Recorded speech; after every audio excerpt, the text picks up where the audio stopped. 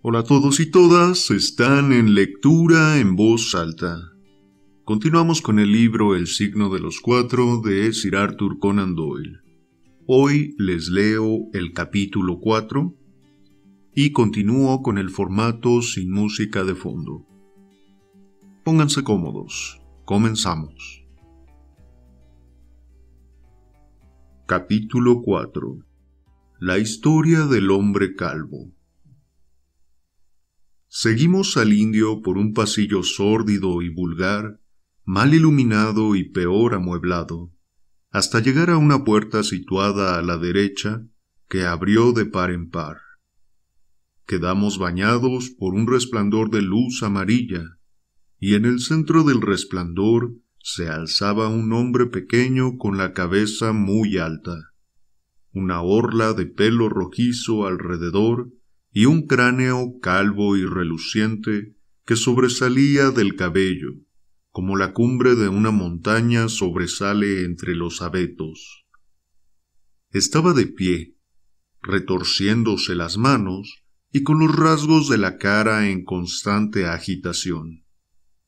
Tan pronto sonreía como ponía mal gesto, pero sus facciones no quedaban en reposo ni un solo instante. La naturaleza le había dotado de un labio colgante y una hilera demasiado visible de dientes amarillentos e irregulares, que procuraba ocultar sin mucho entusiasmo, pasándose la mano por la parte inferior del rostro. A pesar de su prominente calva, daba la impresión de ser joven, y de hecho, acababa de cumplir los 30 años. «A su servicio, señorita Morstan», repitió varias veces con su voz aguda y penetrante. «A su servicio, caballeros. Por favor, pasen a mi humilde santuario. Un pequeño rincón, señorita, pero amueblado a mi gusto. Un oasis de arte en el ruidoso desierto del sur de Londres». Todos nos quedamos asombrados por el aspecto de la habitación a la que nos invitaba a entrar. Parecía tan fuera de lugar en aquella fúnebre casa como un diamante de la mejor calidad en una montura de latón. Las paredes estaban cubiertas por espléndidas cortinas y deslumbrantes tapices, recogidos aquí y allá para dejar sitio a algún cuadro lujosamente enmarcado o a un jarrón oriental. La alfombra, de colores ámbar y negro, era tan blanda y tan gruesa que los pies se hundían agradablemente en ella, como una capa de musgo. Dos grandes pieles de tigre, extendidas sobre la alfombra, acentuaban la impresión de lujo oriental a la que contribuía una enorme juca colocada sobre una esterilla en un rincón. Una lámpara con forma de paloma de plata colgaba de un cable casi invisible en el centro de la habitación. Al arder, impregnaba el aire de un aroma sutil. «Soy Thaddeus Sholto», dijo el hombrecillo, sin dejar de temblar y sonreír. «Ese es mi nombre. Usted, naturalmente, es la señorita Morstan. Y estos caballeros...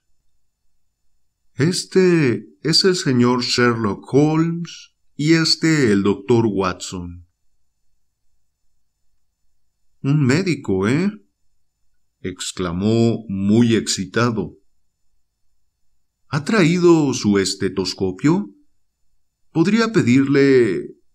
¿Tendría la amabilidad de...? Tengo serias dudas acerca de mi válvula mitral, y si fuera tan amable... En la aorta puedo confiar, pero me gustaría conocer su opinión sobre la mitral». Le ausculté el corazón como me pedía, pero no escuché nada anormal, aparte de que era evidente que sufría un ataque extremo de miedo, ya que temblaba de pies a cabeza. Parece normal, dije.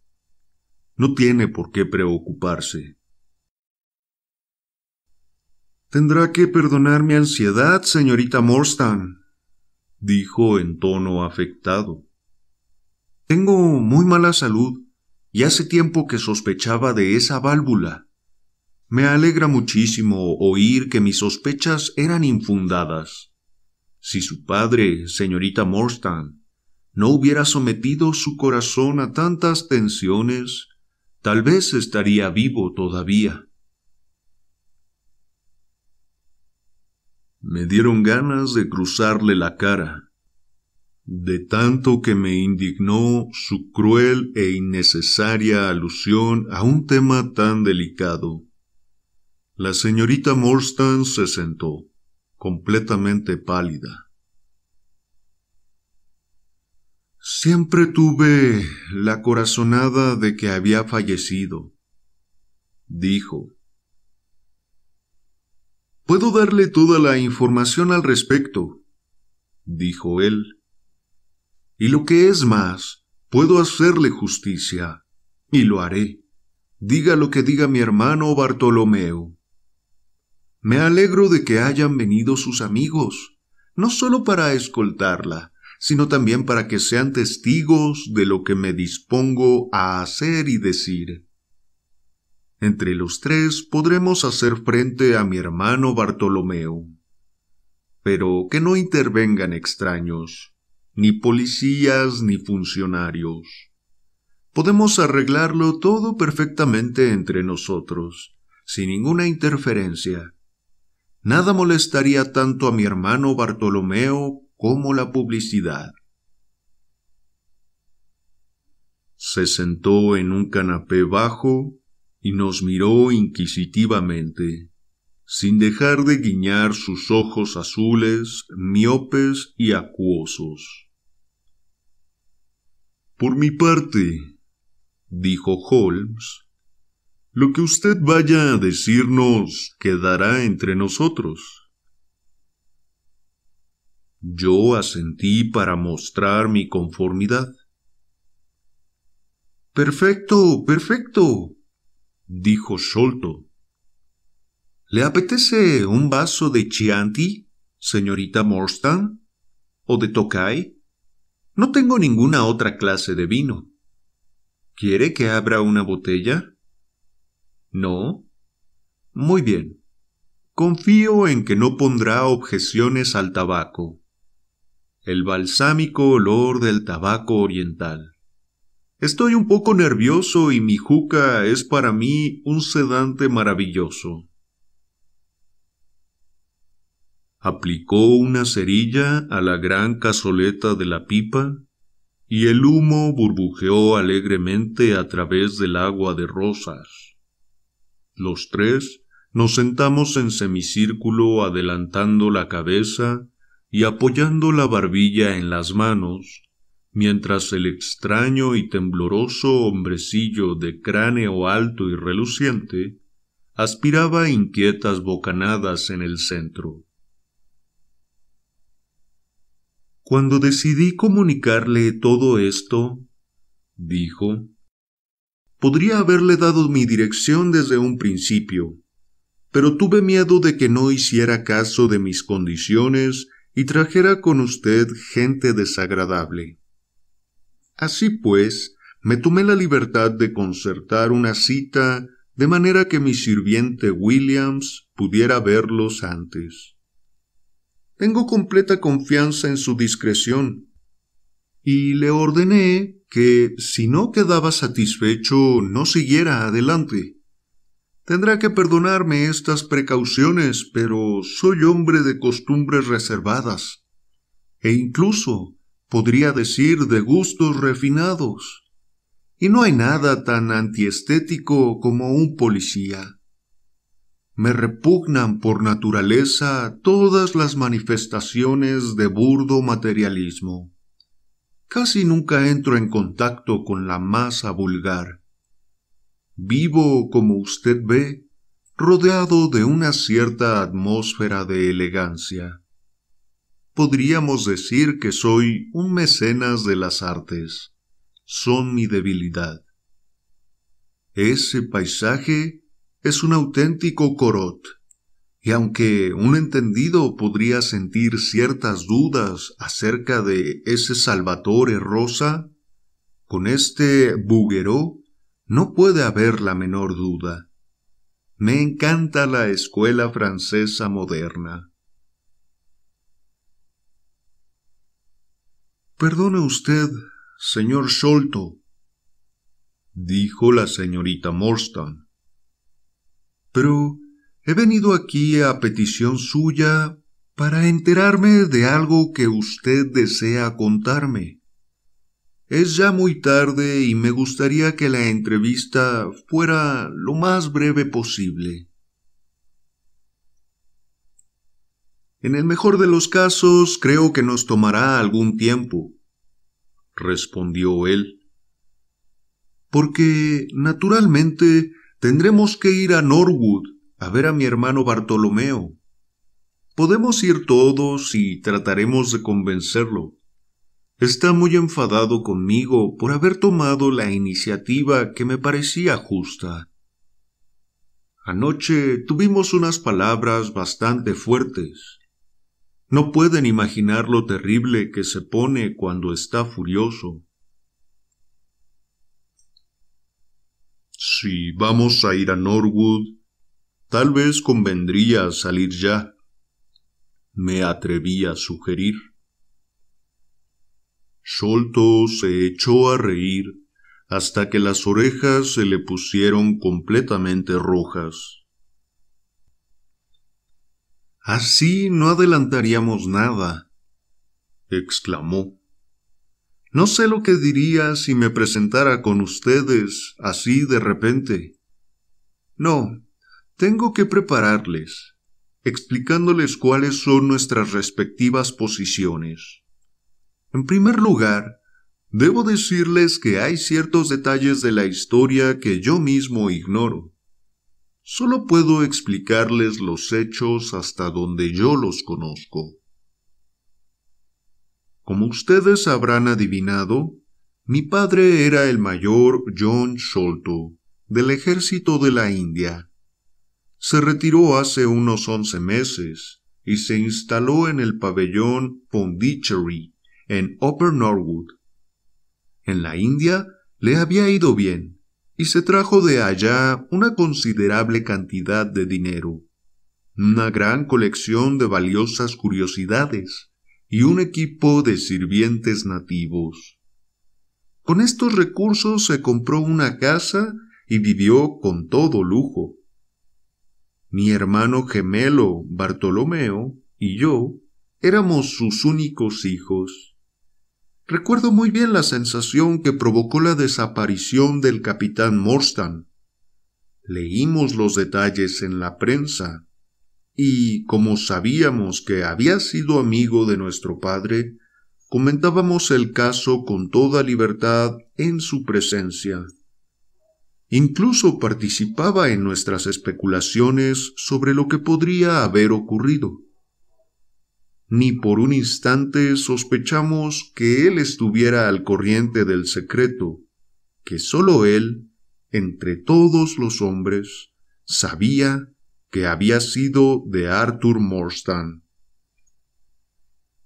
Sin embargo, sí que sabíamos que sobre nuestro padre se cernía algún misterio, algún peligro concreto, porque le daba miedo salir solo y tenía empleados a 2 luchadores como porteros del pabellón Pondicherry. Williams, el que les ha traído aquí esta noche, era uno de ellos. En sus tiempos fue campeón de Inglaterra de los pesos ligeros.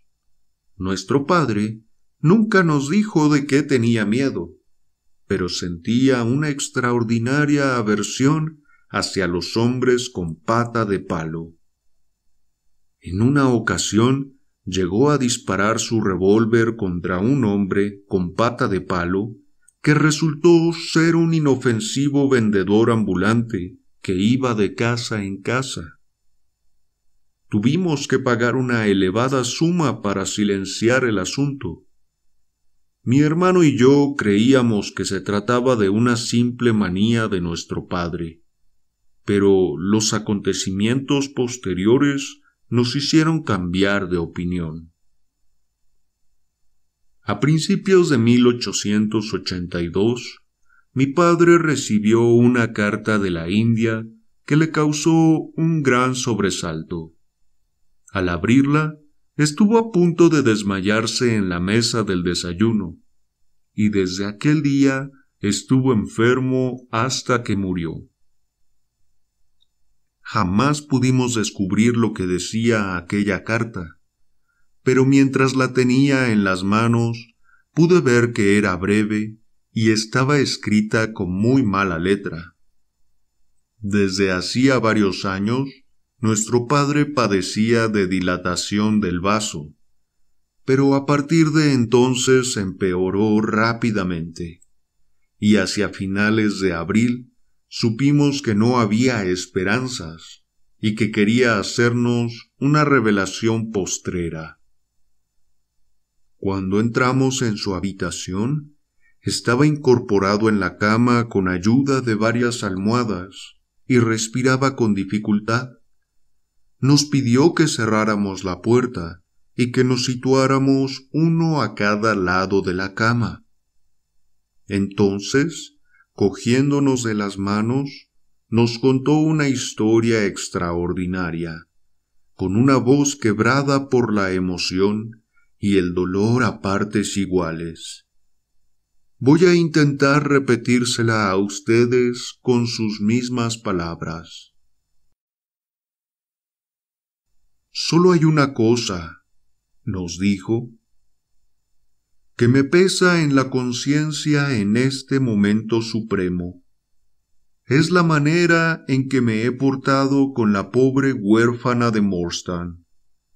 La maldita codicia, que ha sido mi principal pecado durante toda mi vida, la ha privado del tesoro, cuando le correspondía por lo menos la mitad del mismo. Y sin embargo, yo tampoco lo he aprovechado. ¡Qué cosa tan ciega y estúpida es la avaricia! La simple sensación de poseerlo me resultaba tan agradable que no podía soportar la idea de compartirlo con nadie. ¿Veis esa diadema con cuentas de perlas que hay junto al frasco de quinina? Pues ni siquiera de eso fui capaz de desprenderme, aunque lo había sacado con la intención de enviárselo.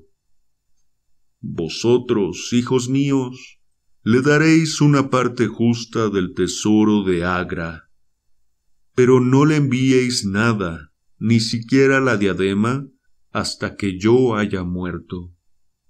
Al fin y al cabo, hay quien ha estado tan mal como yo y se ha recuperado. Voy a contaros cómo murió Morstan, continuó. Llevaba años enfermo del corazón, pero no se lo había dicho a nadie. Yo era el único que lo sabía. Cuando él y yo estábamos en la India, por una extraña serie de acontecimientos, llegó a nuestro poder un importante tesoro. Yo me lo traje a Inglaterra, y cuando llegó Morstan, aquella misma noche vino derecho aquí a reclamar su parte. Vino andando desde la estación, y le abrió la puerta el viejo y leal Lal Choudhar, que en paz descanse. Morstan y yo tuvimos una diferencia de opiniones sobre el reparto del tesoro, y nos cruzamos palabras muy fuertes. En un ataque de ira, Morstan se puso en pie de un salto, y de pronto se llevó la mano al costado, se le oscureció el rostro y cayó hacia atrás, golpeándose la cabeza contra la esquina del cofre del tesoro. Cuando me incliné sobre él, descubrí horrorizado que había muerto. Me quedé mucho tiempo sentado y medio atontado, preguntándome qué podía hacer. Naturalmente, mi primer impulso fue pedir ayuda, pero me daba perfecta cuenta de que era muy probable que me acusaran de asesinato. El que hubiera muerto durante una disputa y la herida que tenía en la cabeza eran indicios muy graves en mi contra. Por otra parte, era imposible realizar una investigación oficial sin que saliera a relucir la historia del tesoro, que yo estaba firmemente decidido a mantener en secreto. Él me había dicho que nadie en el mundo sabía dónde había ido.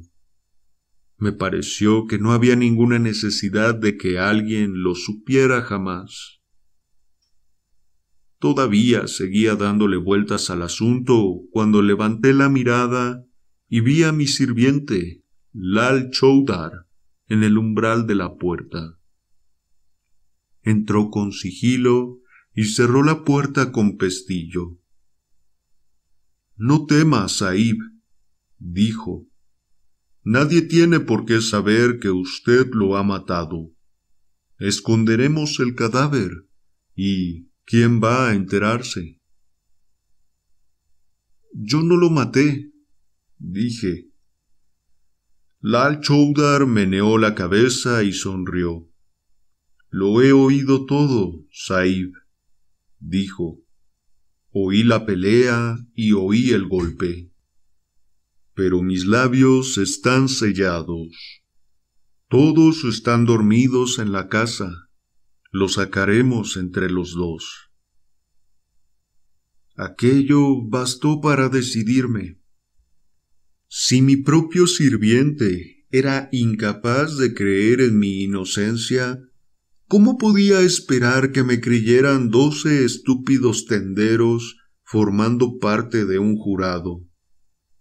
Aquella misma noche, Lal Choudar y yo nos deshicimos del cadáver, y a los pocos días todos los periódicos de Londres hablaban de la misteriosa desaparición del capitán Morstan.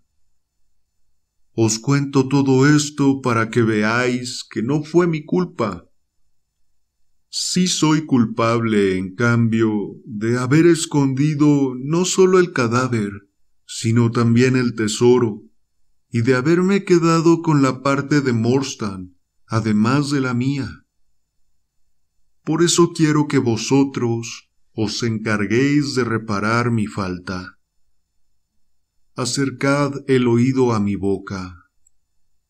El tesoro está escondido en...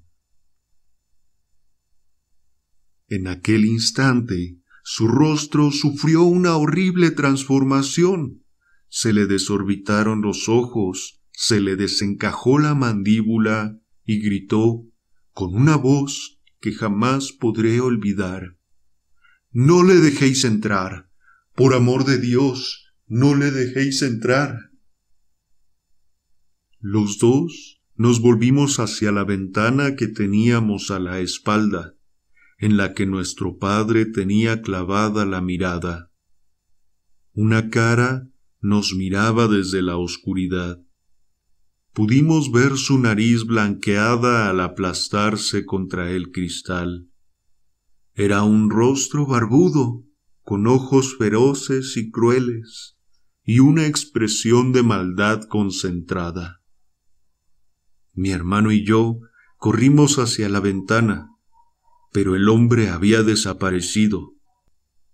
Cuando regresamos junto a nuestro padre, su cabeza se había desplomado y su pulso había dejado de latir.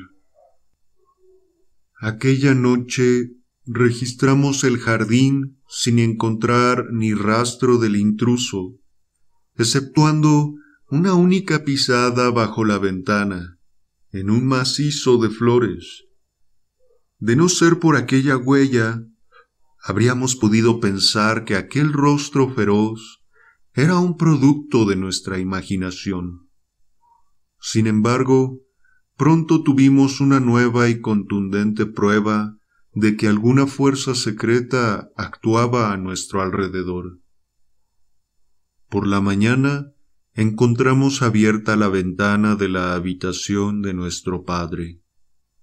Habían revuelto todos sus armarios y cajones, y le habían prendido al pecho un papel arrugado, con las palabras, el signo de los 4. Jamás supimos lo que significaba aquella frase, ni quién podía haber sido nuestro misterioso visitante. Por lo que pudimos apreciar, no había robado ninguna de las pertenencias de nuestro padre, aunque lo había revuelto todo. Naturalmente, mi hermano y yo relacionamos este curioso incidente con el miedo que había atormentado a nuestro padre cuando estaba vivo, pero sigue siendo un completo misterio para nosotros.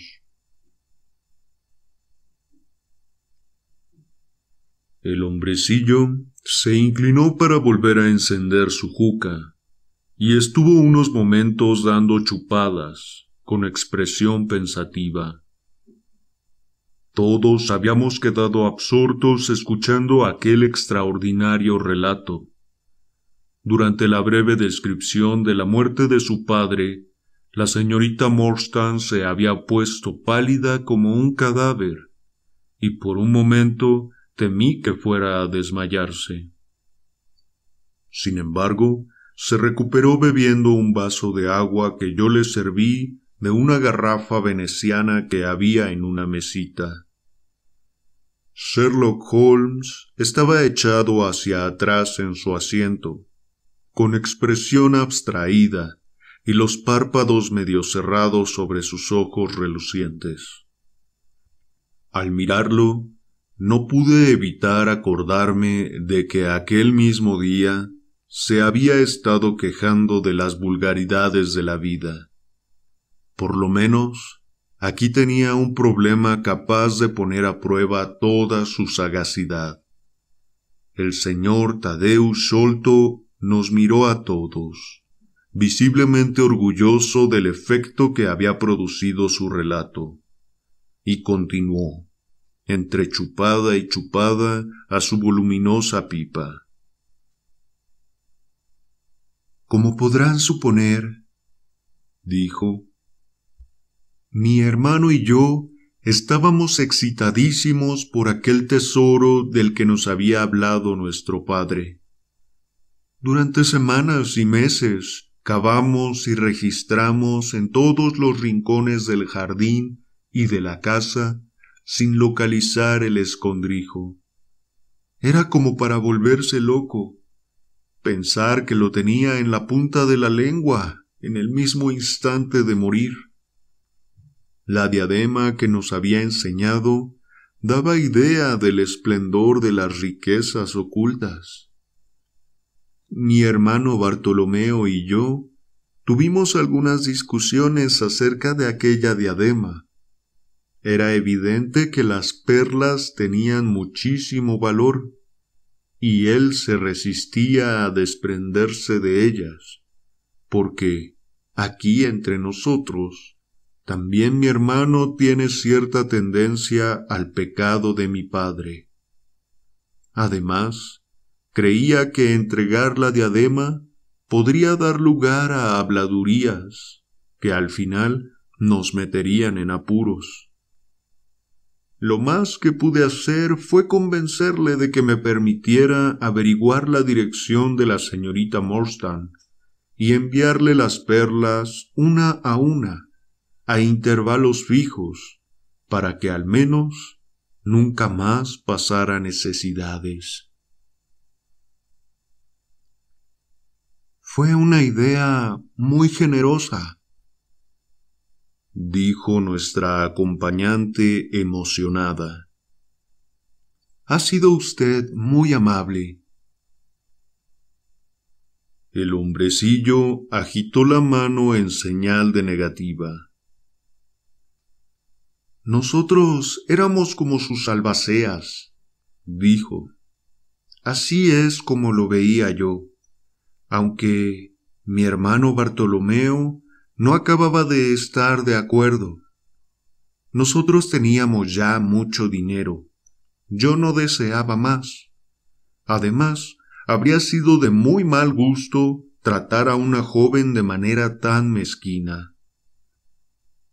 Le mauvais goût mène au crime, como dicen los franceses, que tienen una manera muy fina de decir estas cosas. Nuestras diferencias de opinión sobre el tema llegaron a tal extremo que juzgué conveniente buscarme una casa propia. Así que me marché del pabellón Pondicherry, llevándome conmigo al viejo Kit Mudgar y a Williams. Pero ayer mismo me enteré de que había ocurrido un acontecimiento de la máxima importancia. Se ha descubierto el tesoro. Al instante me puse en contacto con la señorita Morstan, y ahora solo nos queda ir a Norwood y reclamar nuestra parte. Anoche le expuse mis opiniones a mi hermano Bartolomeo, así que seremos visitantes esperados, aunque no bienvenidos. El señor Tadeusz Sholto dejó de hablar y siguió tembelequeando, sentado en su lujoso canapé. Todos quedamos callados, pensando en el nuevo giro que había adoptado aquel misterioso asunto. Holmes fue el primero en ponerse en pie. Caballero, ha obrado usted bien de principio a fin, dijo. Es posible que podamos corresponderle en cierta medida, arrojando algo de luz sobre lo que todavía está oscuro para usted. Pero, como dijo hace poco la señorita Morstan, se hace tarde y lo mejor será que resolvamos el asunto sin más dilación. Nuestro nuevo conocido enrolló muy parsimoniosamente el tubo de su juca y sacó de detrás de una cortina un abrigo muy largo, abrochado con alamares y con cuello y puños de astracán. Se lo abotonó hasta arriba, a pesar de que la noche era bastante sofocante, y completó su atuendo encasquetándose un gorro de piel de conejo con orejeras, de manera que no quedó visible parte alguna de su cuerpo, excepto su cara gesticulante y puntiaguda. «Tengo la salud algo frágil», comentó mientras abría la marcha por el pasillo. «Me veo obligado a vivir como un achacoso».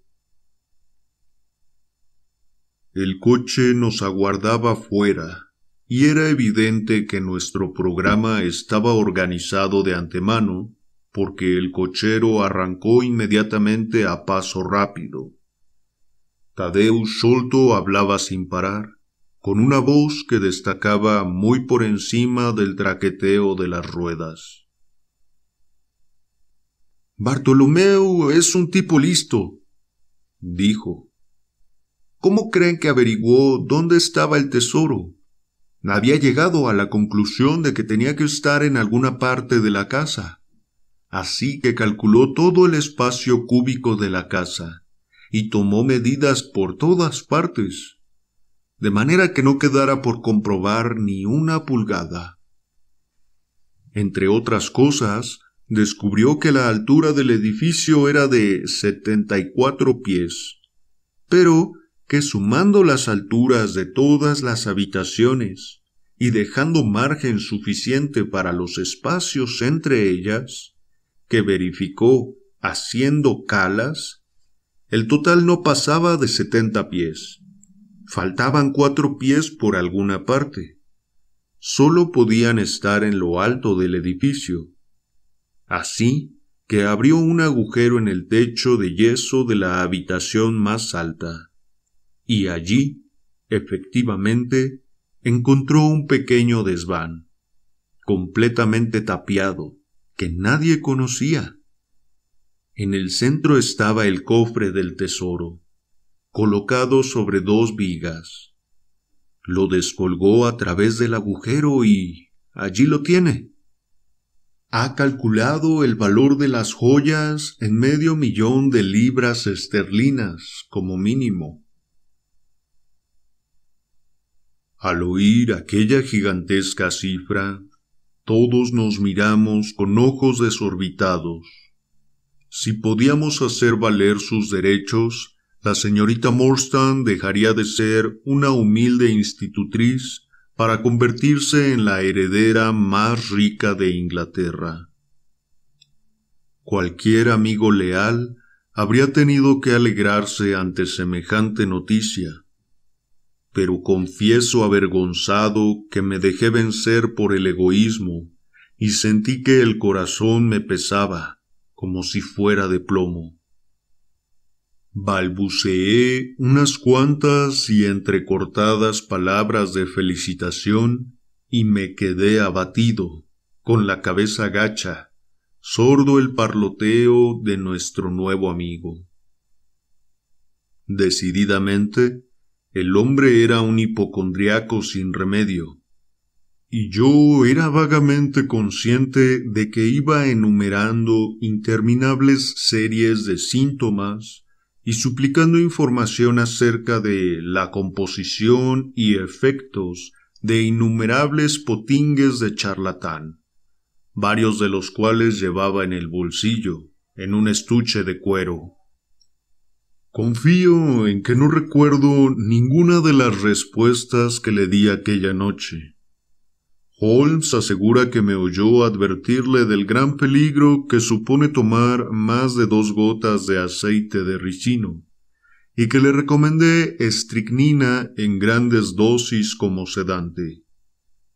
Sea lo que fuere, lo cierto es que sentí un gran alivio cuando nuestro coche se detuvo con una sacudida, y el cochero saltó a tierra para abrirnos la puerta. Esto, señorita Morstan, es el pabellón Pondicherry, dijo Tadeusz Sholto, mientras le ofrecía la mano para bajar.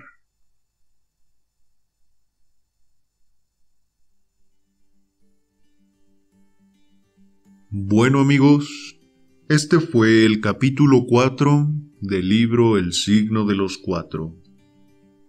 Así que cuéntenme aquí abajo en los comentarios qué les pareció. Dejen su like si les gustó el video y los invito a suscribirse al canal. Y antes de terminar quisiera mandar saludos a algunas personas que siguen de cerca este audiolibro. Entre ellas a Cortés en C, a José Ramos Moreno, Roberto Valdés Pineda, y a Natalie Chica, que ha estado muy participativa en los videos anteriores. Es un placer leerles y me alegra que estén disfrutando del contenido. Hasta aquí su amigo de lectura en voz alta. Nos vemos.